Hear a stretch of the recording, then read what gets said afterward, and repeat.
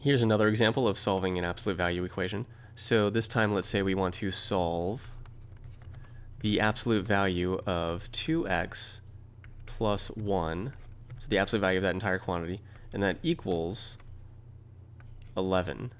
Okay, so this one's actually possible, unlike the previous example. So if we want to solve this equation, what do?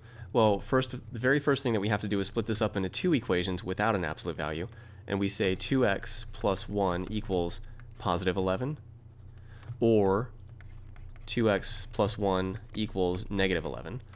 Okay, now that might seem kind of weird, but why do we do that? Well, let's come off to the side and remember, what if we just have something like absolute value of x equals 3? If we say the absolute value of x equals 3, what's x? Well, we know x is positive 3 or negative 3, right? Because the absolute value of 3 is, of course, 3, and we know that the absolute value of negative 3 is, of course, also 3. Okay, so if we say the absolute value of x equals 3, then x is 3 or negative 3. This is the exact same thing is going on here, but instead of x, we have the slightly more complicated expression 2x plus 1. But the point is, if the absolute value of something equals a positive number, then that something equals that positive number or negative that number. So here, absolute value of this thing equals positive 11. So this thing itself must equal 11 or negative 11. So that's sort of what's going on here. That's actually exactly what's going on here. It's really exactly the same concept as this. It just might look a little confusing because we have a more complicated expression here, but it's exactly the same idea. Okay, so continuing with this. Now we just have two linear equations to solve here, so they're not really too bad. Let's go ahead and continue. 2x plus 1 equals 11. We have to solve these separately. 2x plus 1 equals 11. Subtract 1 from both sides. We get 2x equals 10. Divide both sides by 2, and x equals 5. Okay. Now over here, solve this equation.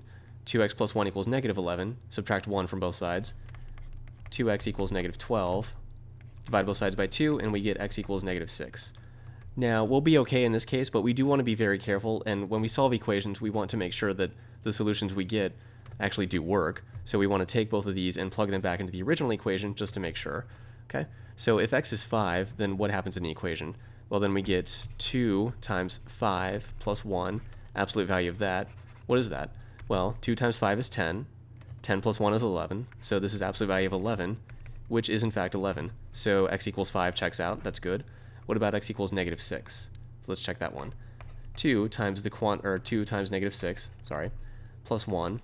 So the absolute value of that entire expression is going to be what? Well, absolute value of 2 times negative 6, 2 times negative 6 is negative 12. Okay, so we have negative 12, then plus 1. So this actually becomes the absolute value of negative 11, which we know is positive 11. So x equals negative 6 also checks out. So positive 5 and negative 6 are both solutions to this equation. So just to be thorough, we'll say x equals positive 5 or negative 6. Those are the answers to this, or those are the solutions of this problem here.